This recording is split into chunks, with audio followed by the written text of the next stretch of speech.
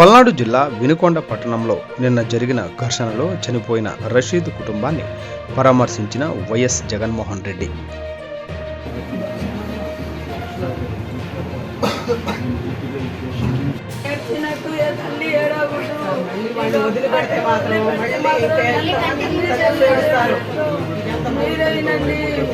అదొక్కడే న్యాయం చేయండి.